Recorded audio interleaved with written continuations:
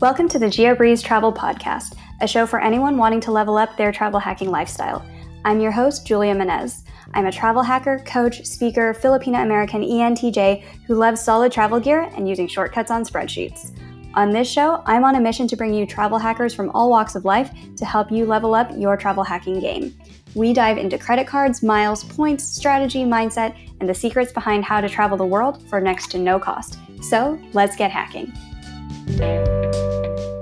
Being a child of immigrants, no one really teaches you personal finance. And you look at the different travel hacker blogs, right? They're all pretty much white men. There's no women there. There's no minorities there. It's very hard to find a minority in that space. And because you don't see people that speak to you, you don't really engage in it. And I feel like that was part of the problem. And also I was in debt. And then I didn't realize, because my parents never taught me this, is that you can invest towards your future by going to these different conferences and stuff. And then once I got to Chicago seminars, that's when I really understood it. And then I realized I was doing everything wrong. And then because I was learning from the big guys, these ex-bankers and stuff. And I'm like, oh my gosh, I'm doing everything wrong. My strategy is all bad. I need to fix everything. And then once I got from going to Chicago seminars, within a month or two, I already made back the money I paid for the flight and the hotels and stuff. You make the return on your money so fast just because you learn all the tips and tricks from them. Hello, travel hackers. You just heard a clip from Trinh, the founder of the Pennywise Traveler blog about money and travel hacks. To date, Angel has been to 35 countries and all 7 continents. On her official biography, she has been featured on The Today Show, Forbes, and BuzzFeed with Bank of America. What you won't find on her biography, however, is that she is one of the first travel hackers I ever met who I could really relate to. We first met at a Points and Miles meetup in New York City almost exactly 1 year ago.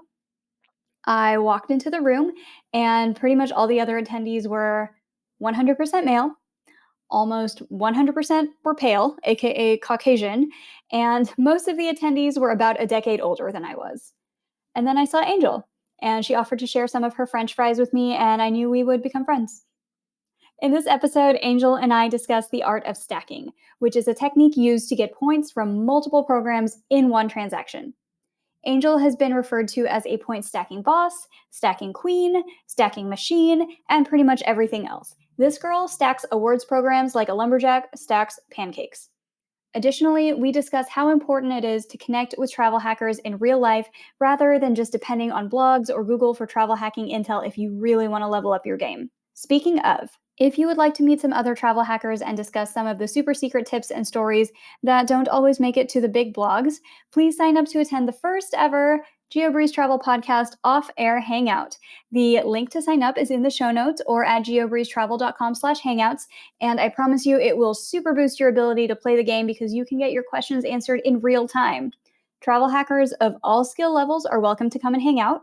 Please come and ask your novice questions or flex your own knowledge and share your best tips with the other attendees. I hope to see you there. And now, on with the show. Hey, Angel. Welcome to the Geobreeze Travel Podcast. I'm so excited to have you here. Well, hi. Thank you so much for having me today. Of course. So we are going to jump straight into the hard-hitting questions. Number 1, how often do people mistakenly think that your name is Penny? All the time. People think my name is Penny all the time. It's actually funny because I didn't get that name until someone else I met a different travel event. She told me to go with Pennywise Traveler because she thought it was really catchy. Because I was so indecisive about finding my Instagram name or a blog name, and then she helped me out find one. But now it's funny because now people think of me as a clown from the Scary Movie. Tell us about how you got into all of this travel hacking to begin with.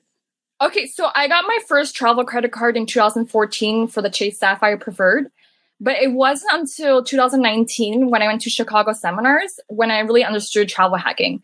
So Chicago seminars, it's an annual conference that's in Chicago where they teach you about travel hacking. And I felt like once I went to that conference, that's when I learned I was doing everything wrong and everything I did in the past was so bad. And it wasn't until then that I realized how I can fix myself and do different stacks, different ways to save money, and different ways to transfer to different partners.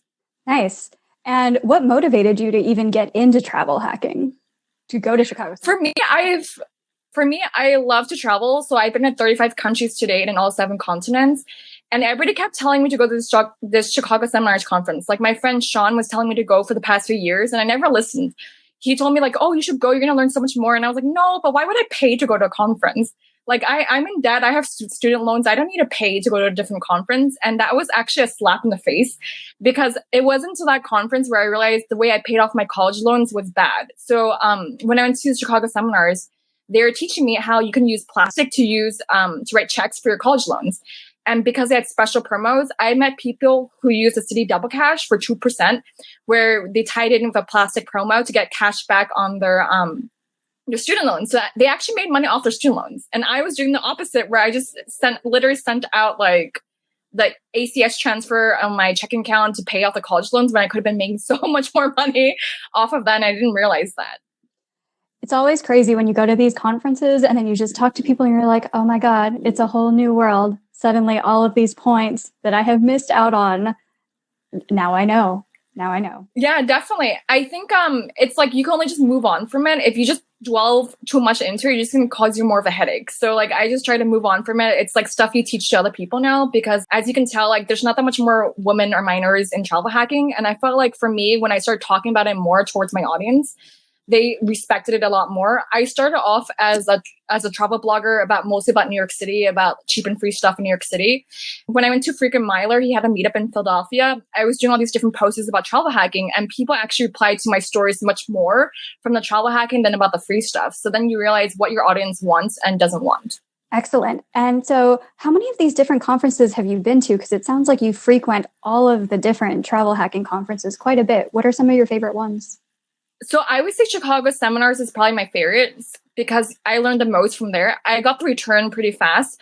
So when I went to Chicago seminars in 2019, I think I paid close to $100 for the ticket and maybe $200 or so for the hotel and maybe another $100 for the airplane ticket. So after learning all the tips and tricks from them about how to stack and use bank bonuses and different credit cards, I made the return within a month or two where I got all the money I invested into it back. And after the following months after that, I always got a higher return on my credit cards and money. So I definitely do think it's good to invest into conferences such as Chicago seminars or different other travel hacking conferences because you learn so much from everyone else. And I didn't realize until I went there, but a lot of the people that go to Chicago seminars are actually ex-bankers. So they know a lot about personal finance. So I got a lot of good tips and stuff from them. Nice. And you said you started like 6 years ago when you first got the Chase Sapphire Preferred, and then you started diving really deep after this Chicago seminars. What were all of the different credit cards that you started jumping into once you got more into the game? So I started off with Chase. So once I felt more comfortable with Chase, I used Capital One because I was going to Antarctica, so I needed to purchase the eraser. And now I'm into Amex. And my next credit card I'm looking into is the City Premier. Nice. What do you do as your day job and your side gigs, including your blog? And how do you integrate travel hacking? So my day job is actually in cybersecurity. I'm a woman in tech. So for me, my side hustle is actually my blog. I've been trying to be better about managing my blog, but lately at work, it's been kind of a little bit busier than usual just because we're in audit season. And how do you incorporate travel hacking in with either your day job or your side hustles or just day-to-day life? What's your favorite ways to gain points and miles?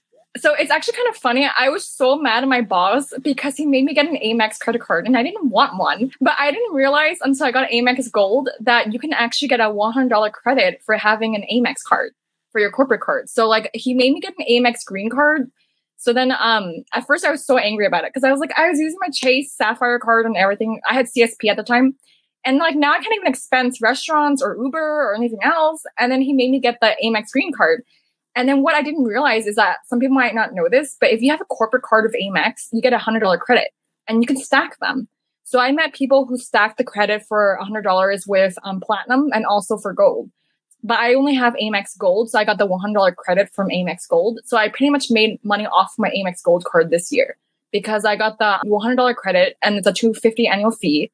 They're also having the $100 the airline credit, which I used for Southwest, and then they have the $120 credit for Grubhub. So it's actually fun because once you learn how to use a credit card, then you see how it works in your favor. And I think because I didn't have an Amex card at the time when he made me get a corporate card, I was so mad about it. But then you realize you actually lose money for not having it because for Chase, it's only 1.5x for pay yourself back for Chase Sapphire Reserve. So I need to spend at least a few thousand to get there versus I get straight away $100 credit. So it's like you think about the math and afterwards you realize how much money you lose for not having one of the credit cards. I too was sad when I had to get a corporate card to pay for business travel. And I was more sad when my employer moved from Amex to Citi for our corporate cards, which. No way. Yeah. Wait, can you get a credit on Citi or they won't let you? It's mostly useless.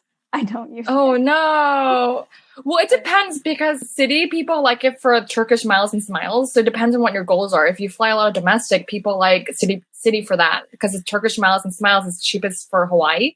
So it just depends on what you want to use the points for. Nice. Yeah, I really wish I could expense all of like my different business travel and anything like that. Oh, if I could have paid for actuarial exams or actuarial seminars or anything on my own personal card and then expensed it, that would have been so great. It's a really great trick for people who are in the consulting industry where they can just put stuff on their personal cards and then get reimbursed. Oh, definitely. I had so many friends who worked for like PwC or Deloitte or one of the big four, and they literally expensed every single thing on their personal card. And they had so many points with Delta and like Hilton and everything. I was like, oh my gosh, I'm so jealous of you guys. You guys have so many different points. And they're like, oh, I don't know what to do with these points. And I'm like, well, do you want to give them to me? Because I'll use them. Yeah, I know. One time I had a friend and she got ambassador status because she works for one of the big four accounting firms. I'm like, hey, are you going to gift that platinum status too? Because once you reach ambassador, you can gift platinum to someone. I earned platinum on my own, just so everybody knows. But also so everybody knows, once you reach ambassador, you can gift platinum to a friend. So with all of the different knowledge that you have racked up with travel hacking, what's been one of your favorite redemptions that you've gotten to use points and miles and just general travel hacking knowledge on? So I feel like my favorite travel hacking redemption was actually going to Antarctica. So Antarctica was the last continent that I've been to because I've been to all 6 continents by 2015. So within 3 years of traveling around the world after I graduated from college, I went to all the continents I finished by 2015. But Antarctica, it's not a very cheap destination. So in Antarctica, it's like you can only get there by boat and you can only go there from like November through March. So for me, this was a very big travel redemption for me. So I finally felt like I hit a big milestone when I went to Antarctica. So in order to get to Antarctica, I would first recommend you to go to a travel show. So I went to the New York Times travel show, which is held annually each year in New York in January. And when you go to the travel show, they have all these different vendors for the boats and everything. So I would go there, negotiate with all the different boats and vendors, tell them like what prices you see and what deals that they have available. And usually if you try to like price match them against each other, they might even give you a cheaper price. So for me, I met all the different boat vendors there, and that's how I found out the price quotas for how much it would cost to go there. And then after that, you have to see what credit card to use. So I use Capital One Venture to wipe out the charge. So nowadays, you can also use Chase Sapphire Reserve or Preferred for the pay yourself back program. So you can use that towards like restaurants and groceries. So I would do that if you want to save money up and like use out your points to save towards going to Antarctica, just because for Antarctica, there's no transfer airlines you can use for the boat. And then after that, for the airlines to get there, I flew American and LATAM, but now LATAM has since left to go to SkyTeam for Delta. So if you want to go there, you can also transfer points to LATAM or book through Delta or do Avianca if you want to use United points. Yeah, it just goes to show that all of these different airline transfer partners, everything is constantly evolving and moving in the travel hacking space. Definitely. Like, I really wished I got the 100,000 points bonus back when the Chase Sapphire products first launched. And I was like, I missed out on that. That was like probably the biggest bonus. Like right now, people are over their heels about the 80,000 points bonus. And I'm like, oh my gosh, I wish I had that 100,001. I know. It was coming out right when I got into travel hacking. And for some reason, I told myself, don't dive too deep too fast. Start with the Chase Sapphire Preferred. That 50,000 bonus points back in 2017 looks a lot better than the Chase Sapphire Reserve 100,000 bonus points because it was like a $400 fee back in the day. Everything's changed now. Yeah, definitely. But now they increased the price to $550, but you have to call back in to get the $100 credit. In addition to all of the different travel hacking redemptions, you also post a lot of information about stacks. So not just hacks, but hacks and stacks. For anybody who's not familiar with hacks and stacks, can you explain what are stacks? I feel like stacks, it's like you think about like using different coupons for different applications for them. So like for me, we recently went to get dinner at JJ Canahan's, which is a place in New York City for a bar and restaurant.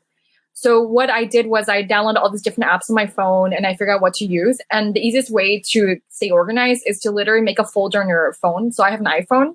So I grouped all the restaurants apps together. So I know every time I go to a restaurant, I had to look through all the different apps to see which one to use if I could stack them on top of each other. Because if you just memorize them, it gets too difficult. You have to stay organized with your phone to put them all together. So stacking is just where you can use different programs all on top of each other and you can get points in multiple places, either through like a loyalty program, through a credit card, through a cashback app, through a whole bunch of different things in order to just stack all these promos on top of each other at one time. Yes. So you can just stack them all together. And it depends because sometimes they're on the same network. So you can't stack sometimes if they share the same network. So like I'll give an example. So American Airlines, they have a dining program, but so does also Delta and United. So if you use American Airlines, you cannot get Delta points or United points. So it depends if they share the same network. If they don't, then you can get away with it. So what were all the different programs that you stacked at this JJ Canahan's dinner? Okay, so first I did the seated to get the reservation as a walk-in. And then next I had American Airlines Dining for the iDine network. Then I had the Dosh app. Then I had Rakuten Dining. Then I had Uber Visa Local. So Uber Visa Local, you have to do it through the Uber app and you have to click to enter in. And then Yelp, I had it for them, but Yelp is closing their program. So now you can use Capital One for their Wikibuy program for another stack. And then you use a credit card for the restaurant. Nice. And so for people who aren't familiar with all of these different programs, can you explain a little bit of what is each one of them? Sure. What is Seated? So I guess I'll start first with Seated because that was the first one. So Seated, you can get a big discount on all the restaurants that they have on their map. So it's really good for New York City, for example. It's not the most famous restaurants you'll go to. A lot of them are just new or just looking for more new customers. So you can book either a reservation through them or get a walk-in through them. So that's what we did for the first step through Seated. And then next for the airlines, you can get airline points. So it's on the iDine network. So I chose American Airlines, but you can also choose Delta or United or another airline that you prefer. Next, I use Dosh. So Dosh is similar where it's just like an order and cashback app. You link it to your credit card, I believe. And then I got money back from Dosh from there. And then next you have Rakuten for dining. So Rakuten's actually pretty good also because you can transfer Rakuten points to Amex. So I like that for that reason. And then next you have Uber Visa Local, which Uber app you have to enable the Visa Local for to get the cashback from there. And then Yelp, they previously had a cashback program for restaurants, but they since closed it. So now you can use Capital One Wikibuy for that.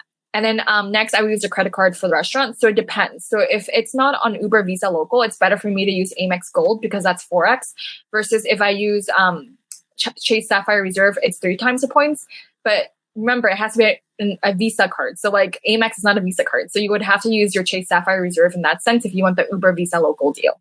Nice. And so I was actually at this dinner. It was a meetup in New York City with like 8 different travel hackers. And I distinctly remember you had your food ordered as takeout and brought out to you while we were all sitting on the patio. Which stack program was that for in order to get? Oh, that was actually kind of funny. So I did that through Rakuten.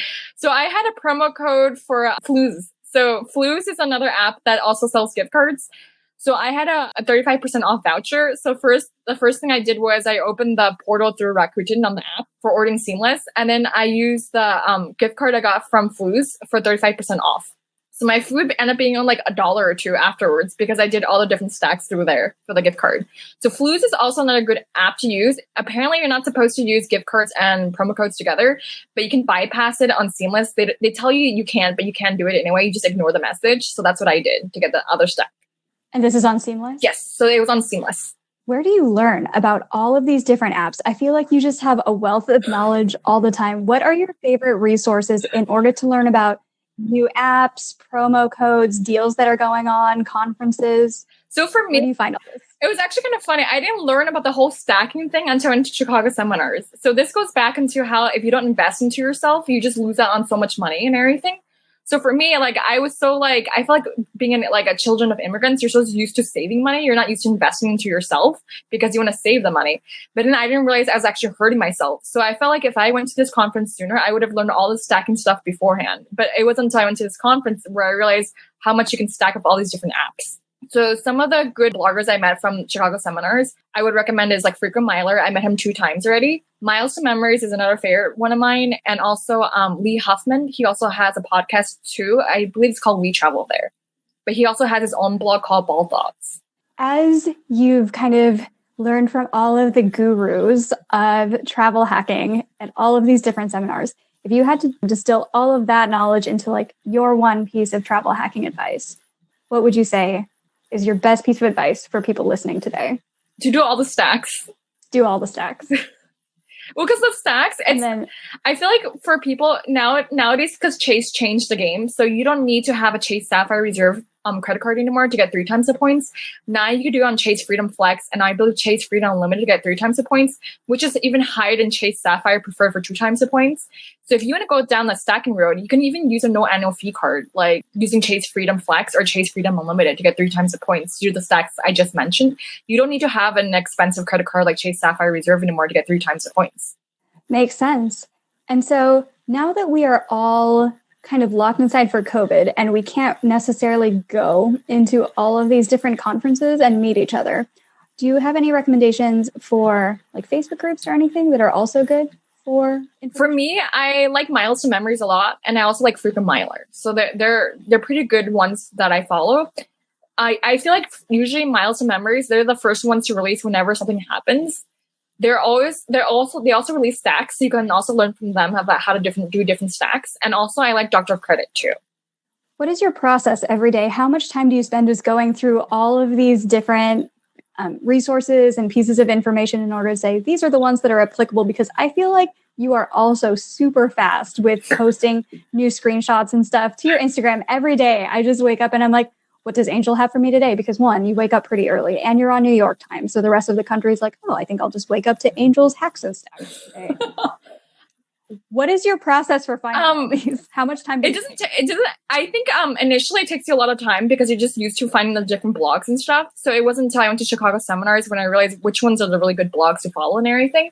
Because once you meet the people there and you realize how good their blog is or what kind of content they produce, you connect with them. So for me, I feel like after going to Chicago seminars, I knew how to research a lot better. So usually what I do is I open Twitter. I look at Doctor of Credit. I also look at Miles to Memories. I look at Frequent Miler to see what kind of deals that they post. And then I also check my Chase account and my Amex account to see what offers that they have. Nice. All right. And I know you named a lot of different blogs too, and I will link to all of them in the show notes for shout outs and everything. Any friends that you think have really good travel hacking advice that you learn from on a day-to-day basis that you would like to give travel hacking shout outs? Definitely. I'm going to give a shout out to Marianne and also Kelly from After Joneses. They should definitely come on this podcast. Perfect.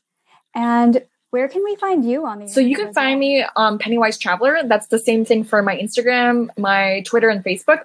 On Twitter, it's PNY because they maybe condense the amount of characters I can have. But everything else, my website, my Twitter, everything except Twitter, my Facebook account, my Instagram account, it's all Pennywise Traveler. And it's the same thing, pennywisetraveler.com for the website.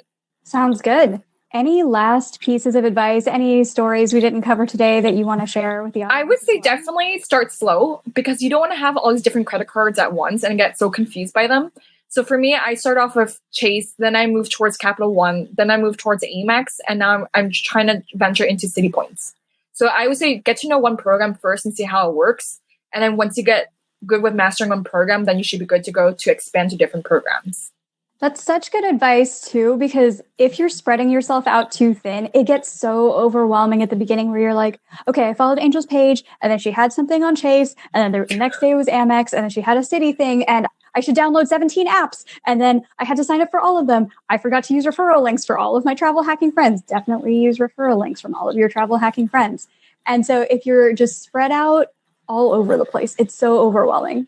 So I love that advice of get to know one program inside and out. And then once you're good with that, then move on and then diversify, learn another program, figure out how they can integrate together, transfer with each other, who are their transfer partners. Is much more digestible that way. Definitely. And there's no right or wrong way to really do something as long as you like stack and save money. So I think like a lot of times people, even when Chase was doing your pay yourself back thing, people were like hating on me. They're like, why are you cashing out your points for? And I was like, well, I got 5 times the points for the groceries and I got 1.5 points back for the pay yourself back. So 7.5x return. So it's really not that bad. But like, just keep in mind, everybody has a different strategy. There's no right or wrong answer to do something. And I use the amount of money I save from doing the pay yourself back for 7.5 times the points. I used it to buy an Airbnb gift card because you could buy that at a grocery store, or you could buy it on Amazon when they're having a Chase Freedom category for the Amazon for 5 times the points. So you can use the money towards different things. You don't have to use it specifically to cash out your points for like travel redemptions or anything. There's so many different ways you can free up money through travel hacking. I love that too. Travel hacking shaming is apparently a thing on the internet where they're like, if you're not flying on Q suites, what are you even doing? You travel like a peasant. And I'm like, who are you people? There are many ways to live a travel hacking lifestyle. And if it's to wipe payment credits off your grocery bill, that's cool too. If you want to do like one huge vacation every 1 or 2 years, that's cool. If you would rather do frequent free flights to see your family a short distance away, that's also fine. Yeah. I think it just depends on how much effort you want to put into it. So like, I feel like for me, the initial setup, just like anybody else, it takes a long time because you learn how all the different programs work and everything. So I'll give you another example for that, right? So you think about American Airlines. I believe Delta and American Airlines, their points don't expire. But then you think about British Airways and the Asian airlines, they expire within 36 months. And for Singapore Airlines and ANA, you can go through a portal, but your miles will still expire. They don't care. So like, regardless of activity or not, you're after 36 months, your points still expire. So there's so many different nuances to different programs. So once you become comfortable with like learning different things, then venture out to do different stuff. Thank you so much for listening to today's episode of the Geobreeze Travel Podcast. If any of the cards or other tools mentioned on today's call piqued your interest, please use the links in the show notes to apply or to learn more about any of the cards. Commissions earned from these signups help to support the podcast. Additionally, the single best travel hack I can recommend is finding friends who can show you about even more travel hacks, and it would mean the world to me if you could subscribe to this podcast and share it with a friend. And if you would like to meet even more travel hacking friends, come join one of our travel hanging hangouts. We discuss behind-the-scenes tips, celebrate each other's wins, and mostly just enjoy being around other people who enjoy this hobby just as much as you and I do. If you would like an invite to the next one, just head over to geobreezetravel.com/hangouts and sign up to be on the invite list. See you there, take care, and happy travels.